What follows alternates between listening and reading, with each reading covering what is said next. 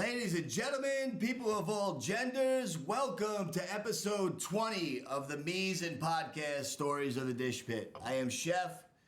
We switched things around. That's Oleg, Mike Spade, and welcome to episode 20. What's up, guys? What's going on? I forgot to put on my chef coat. You did.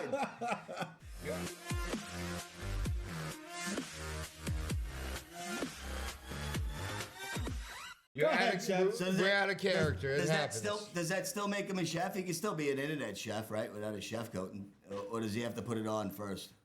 Internet magic. You can't be a chef without putting it on. It's like Wayne's World. It's the Scooby-Doo ending. Yeah. Okay. What's up, guys? Thank you for joining us, our unscripted podcast. We have 161 followers. Something came across my feed today. Hanks Franks in Jersey has 740,000 followers after 3 days on YouTube, and I think we're doing something wrong. I don't know.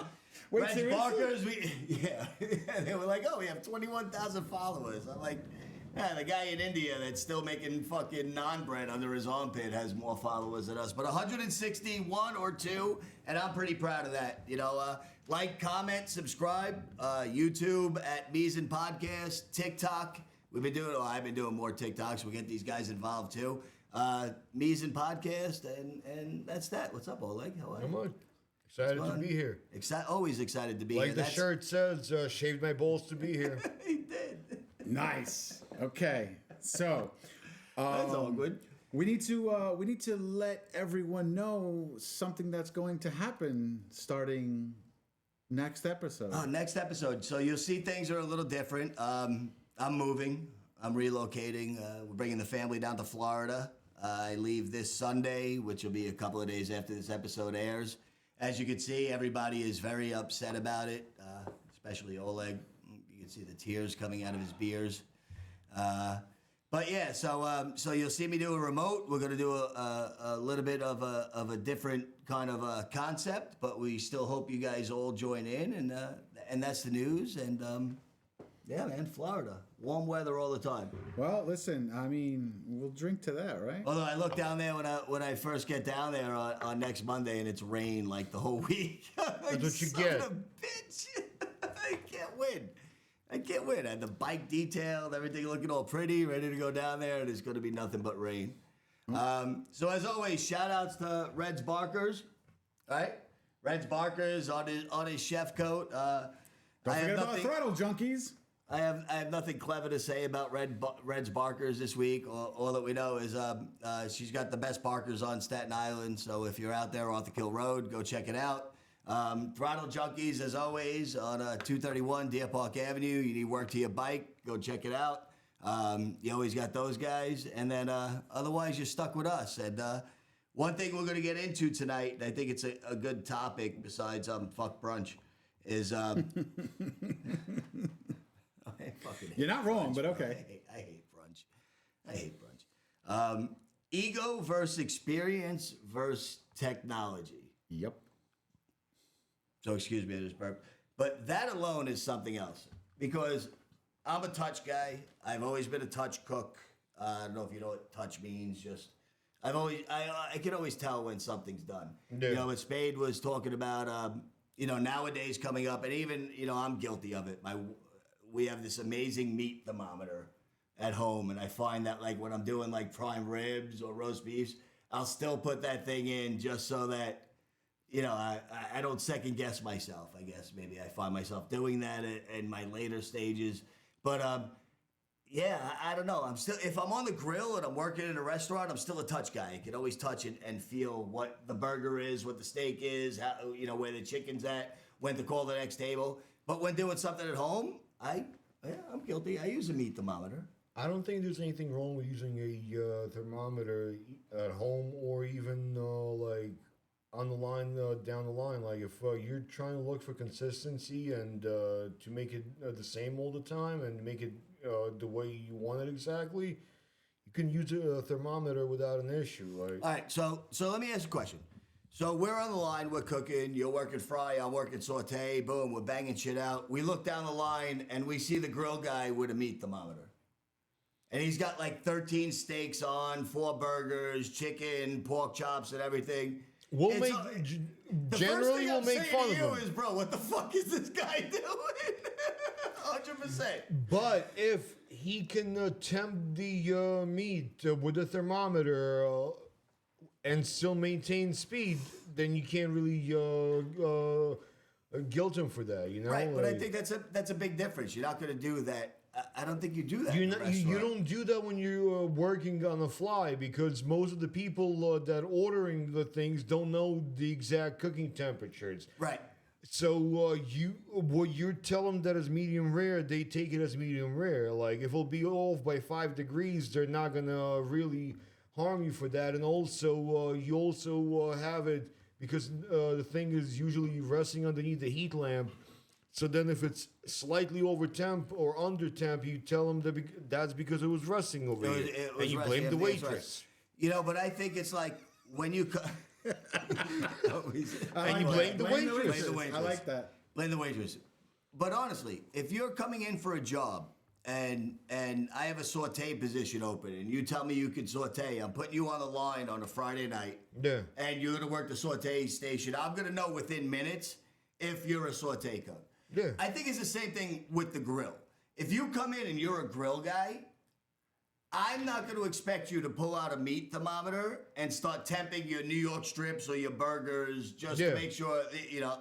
If I see this, I'm going to question your ability just to have touch.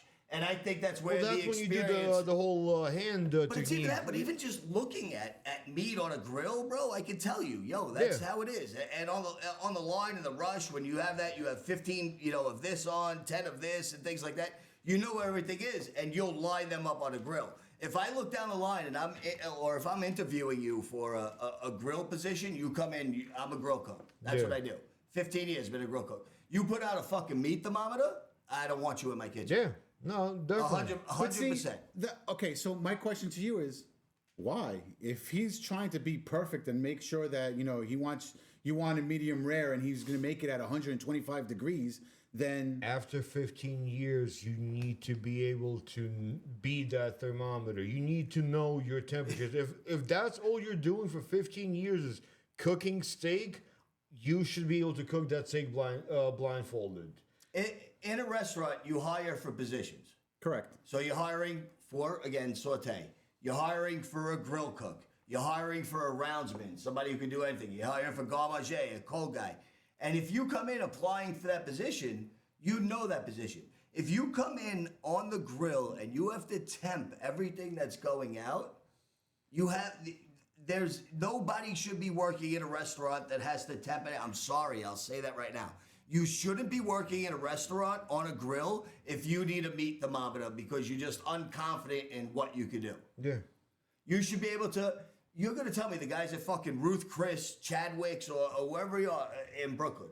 These guys, you're going to think these guys, listen, Pablo, Jose, Miguel, that are on the fucking broiler, that have been working, it's what it is, man, that have been working there for years. You're telling me this guy is using a meat thermometer on a 48-ounce friggin' porterhouse. You're out of your mind. No, he's looking at that and telling you when it's ready, and that's how you do it in a restaurant. You can't use a thermometer. I use it for catering. I use it for events I do now. Events, things at home, things you're doing when you want to walk away from the grill. You use one of those new technology, which leads into that is the remote thermometers. The the ones that now have through the app you want infrared or whatever it is. You drop it in the meat, walk away from it. It'll tell you when it gets up to That's insane. your phone temperature. I think that's like cooking cheating. It is, but that's what with any industry they come out with gadgets to make it easier for the everyday man. What? And it creates a lazy. Oh my god! This is but the thing that's I the thing, battle with though. every day. It's a lazy environment. But bro. is it lazy or is it just someone who is just trying to perfect There's no skill. There's no skill in that. If you take an infrared thermometer and you're pointing it at your meat, whatever is on your grill or whatever you're cooking for anybody, you said it today, and Anthony Bourdain says it all the time. Cooking is something you put love in. Right. Yeah. A thermometer is not going to give you love. It's going to let you know if you have No, but the it's going to flu give you or consistency. hepatitis. No, it's going to give you consistency, Just though. have faith in what you're doing, man. If you really want to cook something for me, know that it is. I'll have more respect for you if you bring this off the grill and you know that it's a perfect fucking brisket and you're wrapping it for, an hour and 20 minutes and this is how you want to sit and then you spray it. As if you come up to me with the meat thermometer and you put it in and, hey, it's a perfect medium rare by what this says. That's not, you can't do that in a restaurant. But maybe but home things cooking like, you can do things that in a like restaurant. that is the things you do when you're trying to impress the people at the cul-de-sac. Like the people that you're trying to impress in the new community. So you bring out all your I am so fancy doing gadgets and that. everything like that, and it's the things that home cooks do in order to try to impress other things, like the whole sous vide craze. Like people love washing their meat. Like. Slow cooking your Yeah. meat in water is really what it is. And I found that, but it actually works great for large scale catering, It does. especially with like steaks or chicken. You sous vide that and then Reverse sear that reverse shit? sear it, right? Or Done. whatever, or even you sear it and then you're sous videing it. Mm-hmm. When that comes to service, every steak, 180 of them, are absolutely perfect, man. I It's have better no than part problem with cooking sous them and vide. keeping them in the past. It's so much better that way. But And then my wife told me that you could cook a salmon in the dishwasher on the Yes, just put it in a 160-degree Ziploc. Yeah, cycle. put it in And a I was like, Ziploc wait a bag. second, can't. I'm like, you can. You really can. That's why everybody thinks it's amazing. Like, oh my God, you're going to cook it in the dishwasher, but it's 160. If you're sous videing something, it's going to be the same thing. Just like the truckers that cook salmon and chicken in the coffee pots. yeah. Yeah. You had a rolling boil for X amount of time. Of course you can, but Or everybody the sees video. it. They're like, I don't know if you've seen the video that I shared the other day. Was a farmer somewhere down south talking about how he makes his ramen, and what he does is he takes a bag of ramen, but he calls it Raymond. He's like I make my Raymond noodles. And he puts a bit of water and he throws them inside his tractor as he's driving, and they're there for 15 minutes. And then when it comes out, he's like, I cut the corner off and I eat. And he's like, and they eat him. It's like a poppy set, Yeah, right? yeah. You know exactly what I'm talking I about. saw the video. you been driving that tractor? No, it wasn't me. But Homeboy he was shared in- the video yeah. and it was hysterical. I thought it was funny because the guy's just sitting there. He makes a little hole and he's like, yeah, I hear it like this. It's fucking. It's nuts. It's crazy. But I think experience, ego. I don't know where that fits in yet. Well, But especially experience versus technology. I think a home cook should be more of technology, and even with catering.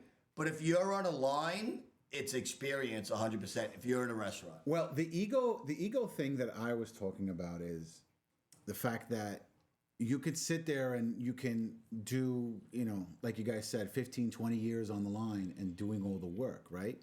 But if I'm going to sit there with a thermometer, I know that out of 100 steaks, those 100 steaks are all going to be at the same right temperature, as opposed to someone who has been doing it for 50 years and has been doing it with experience. So your ego is like, well, I've been doing this for 20 years. I know what the hell I'm doing. So if I have 15 steaks on the grill, Right. and they all have to be at medium rare. And so now you can't put 15 steaks on the grill at the same time. It's not happening. You're not throwing them all on the grill. If you do that, you should be crucified. I brought 3 nails just in case. Whatever, okay. We're prop comics Come on, now. honestly, prop comics now. What would Jesus do? He pulls Jesus out of his pocket. You found this last week. You're gonna ask- Like, here's your next thing. So what would Jesus do? If you have 15 He would ask me, steaks, you put me up for the night. if you have...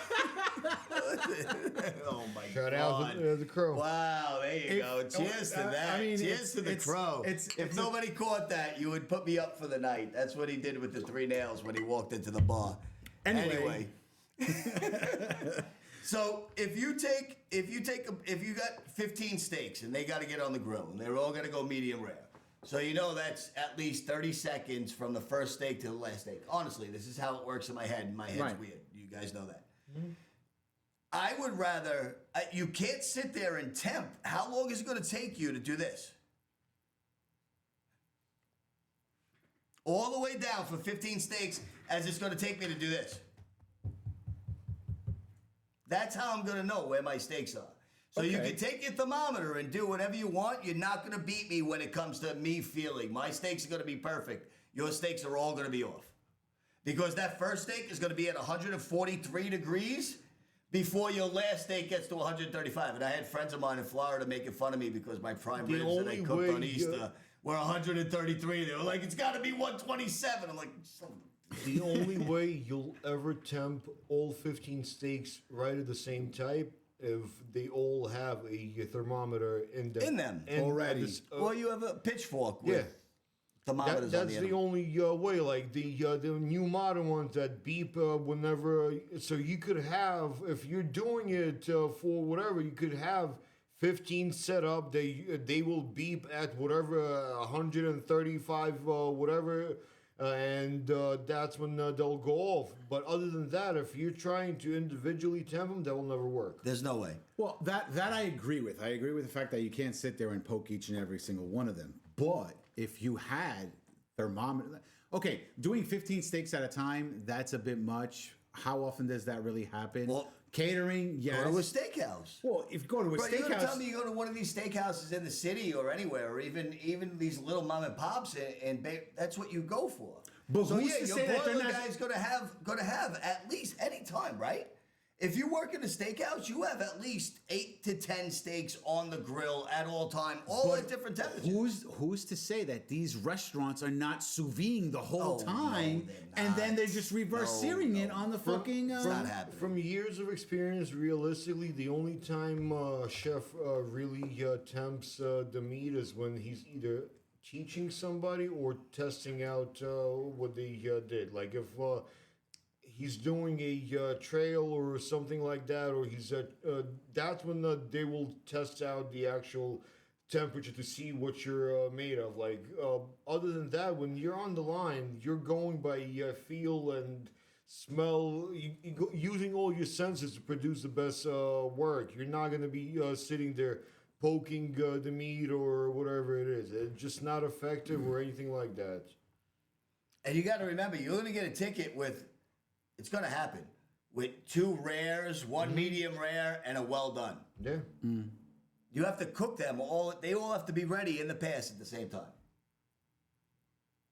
Okay. Thermometers are not going to work, man. Thermometers are not going to work. So still, It's where does really a he go? godsend, those steakhouses that have the little fucking toothpicks that have I still love that. which temper Medium rare, medium. Because it'll just help you remember it so What is much. it? Like Outback and other ones have it like that. The blue for rare, Yeah. beige for medium, red for medium rare, beige for medium, and then everything else just sucks. So just so everybody knows, Mike Spade uses a thermometer when he cooks for his family.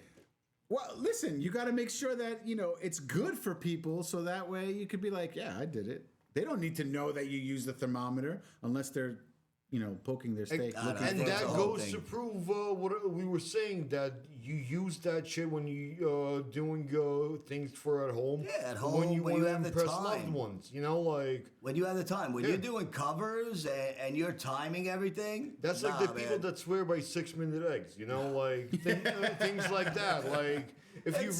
It's if- 6-minute abs. like if you want to show off, you could show off. But if That's you're true. if you're going on the line and you're trying for consistency, you're going by feel.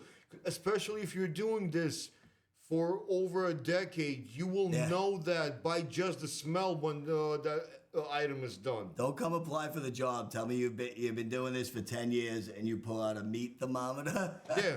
That's Throwing it. I'm just going to be like this. First, I'm gonna call him and Got be you. like, "Bro, you're not gonna believe what this guy just did." I got you. I'm going to sit there and I'm pull out a thermometer and I'm going to And- tell you that my... And ego cooking is just ego cooking, man. It's just, I don't know. I think a lot of people. that's like I think a another lot of thing, people like- ego cook. That's like another thing that I always said before, that Bourdain said that people that get into the kitchen, they get into for a couple different reasons. Either ego and they think they're the God's gift to men, they don't know how to do anything else, or they just doing it as like as just a job, like. And people don't realize that a lot of us do this, and I did at the beginning, as just a job, as just the way to make money, and what we had to do to make. But they money. have to. But they do that so that way they can know what to do the right way and everything like that. Yeah, but just so you know, a lot of people, cooking is what they do. Like me, I'm a disaster out of the kitchen. I can't do nothing out of the kitchen. I'm horrible. This guy works with his hands. I'm like, I helped him build cabinets the other day. I was sending pictures like, look, I can do all this shit besides sear a steak. But I showed you how to tape, and you were actually really good at it. I was good at that shit. Because I went down to culinary terms with it. I told you, I'm like, it's the consistency of peanut butter, and you're trying to use. And what did I say? I was like, wait a second. Like, I was skimming. He had me skimming. I'm like, wait, it's like decorating a cake? He's like, yes, exactly. go. I'm like, That's yes, exactly I got this. And that's just, so you tell people what they're comfortable with. What would Jesus do? And that's just what it comes This down guy, to. is put what Jesus would away. Leave Jesus alone. He would walk on water. He can. Watch, he's gonna. It's what would Jesus do? It's in your place, man. Don't tell me about it. I don't even know how I got there, but okay, sure. It's all right. He's delved right in. Anyway, so that's what I got. We have Yeah, but you know what though? What happens if,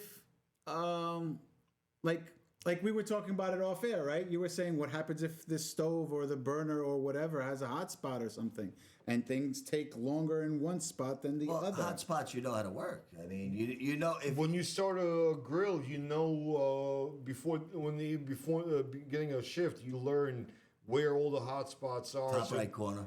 And you alternate the product accordingly, so that you start off and you work your way around it. Like you never, if you know anything good to in the kitchen, you learn how to properly work it. Like you don't just like You work your station. Yeah. It's the same thing with like saute or anything like that. Even with the burners, you know what burners you have. You can have a 12-station saute, but you know which burners have more volume coming out of them, and which will pump more. It's the same thing with a grill. You can always notice where the hot spot is on the grill because it's that big white spot. Yeah, exactly. Usually in the top right. It really is. That's just what it is, and it's got all the char on it. Yeah, and all the everything, carbon on man. it, That's yeah. it. So that's that. So comment, argue. I don't know argue with people. I like arguing. I'm moving to Florida. What do you guys think about Florida? Let me know. I'm gonna be on search for the best chicken parm in Florida. I have doubts about that. You'll have better luck finding the best Cubano over there. There you go, funny. I mean, there's nothing wrong with that, right? Cubanos are great. Cubanos are awesome. So I gotta look it up, but I gotta give a shout out, and I had said it to my wife. I was like, I saw that came across my feed, looking in the town we're moving to in the area, this jerk chicken shack, and the food was just banging. It was oxtail, it's everything, it's callaloo, and the chicken just looked phenomenal. So I comment, I'm like, I'll be down there June 3rd. I'm gonna ride into Mount Dora. This is the first place where I'm coming to have lunch. I'm relocating from Staten Island. The lady replies, it's Mavis's Jerk Shack. I think that's what it is, or Mavis's Jamaican Aunt Mavis. I'll look it up. She replies, she's like, I'm from Graniteville. Amazing. Staten Island. I'm like, are you kidding me? I'm like, the only food that I find, the first thing that I want to eat, you're from Staten Island. I knew there was something about it. So we're coming to check you out. I'm going to find you out. We have one more tip, and before I give a shout out. Sure. We have a tip. Oleg, hit the switch. You got it? Dude, drop an egg. Nobody hears it. We heard it. We heard it. Okay. Yeah. Nothing. So here's the tip with Oleg. The whole thing. So this week, tip of the week will be fuck recipes. In my opinion, recipes are just designed to be a guideline for beginning cooks. They're not meant to be godsend or anything like that. They're meant to teach you the proportions and the ratios that are going into your dish. And as a cook, if you know anything, you alternate it to your own taste and flavor and everything like that. So you're always going to be adjusting and substituting the recipe. It's never going to be the same exact thing unless you're baking, because baking is a legitimate science. But when you're cooking, you're always adjusting. I've never cooked and I've never made a recipe the same exact way, even if it's tiny a bit different. Facts. You adjust it. You either add a bit more salt, a bit more whatever, Spices. something. Even if it's your own recipe? Yeah, Yeah, 100%. 100%. Always adjusting. yeah. Same Always Well, you're thing. making it your own, right? Same thing goes with like even the meat sauce that I made. The last batch is slightly sweeter because the mangoes are more ripe. You know, like You go with the flow. you go with the flow. It's still got the same amount of heat, but it's slightly more sweeter. So you go with it. So that's the difference. I think that every chef or anybody who wants to call them a chef or whatever it is, whatever, titles mean shit. So the tight pants, fancy sneakers, and chef coats don't mean nothing either. But you have to have a little bit of knowledge and everything. We said that when we were talking outside. You have to know how to, break down meats, break down fish, do things like that. You have to have like a couple of go-to recipes and so forth. But I think when it comes down to baking, it's completely different, and that's the only scientific part of it where you can't skip on recipes. Because if unless don't- you sit there and think about it and figure it out, you know? Yeah, because baking, if you mess up the ratio, it'll never rise or bake properly or whatever it is. You know, cooking, you could adjust as you're cooking it. You could add heat, take away Right. heat, substitute flavors or whatever. Baking is you mix your ingredients, you set it, and then you pray for the best. You know, like that's really what it is. You like it's legitimate, like the only real science in the kitchen. Everything else kind of is like a flow. Like it's more like you're an Facts. art as a cook. You're an artist. So Yeah. you're adjusting your final product. You're painting your dish throughout the entire process, and it develops into the final product. As a baker, you make it in the beginning, and that's how it's supposed to do. And if you did it the way Right. The correct And way. if you Yeah. add something different, it's totally fucking Yeah, up whatever you had. it'll- It's not yeah, like it'll cooking. mess It's it up completely completely, different. yeah. I'm terrible at baking. I have like 3 desserts I could go to, and one of them is avocado mousse. that's me, man. I got nothing. That's that. That's an Who amazing came up tip. with that though. idea? Who thought that Avocado mousse? Yeah. My wife. No. Noreen's text- not I the one te- who came up with No, she might avocado not be, mousse. but I'm gonna tell you how it happened. I was at a corporate account that I was working at, and I told her I needed a dessert to come up with, and she was like avocado mousse. She was probably on a keto or whatever it was, and it was great. And fucking case, that was our go-to, and that was the shit. And yeah, avocado mousse. That's my thing. 2 ingredients, and they work great. And you can do a lot more than banana bread with bananas. Ladies and gentlemen, I am Chef. This is episode 20 of the Mies and Podcast. Thank you for tuning in. That's my sidekick, Oleg, my right Cheers. hand, the bestest in the world. That's Mike Spade. He's a dick, and his beard smells like pudding. We'll see you Chocolate for pudding. episode 21. Hey, guess what? Episode 21 is going to be, Different. half in New Different York and and half from in Florida.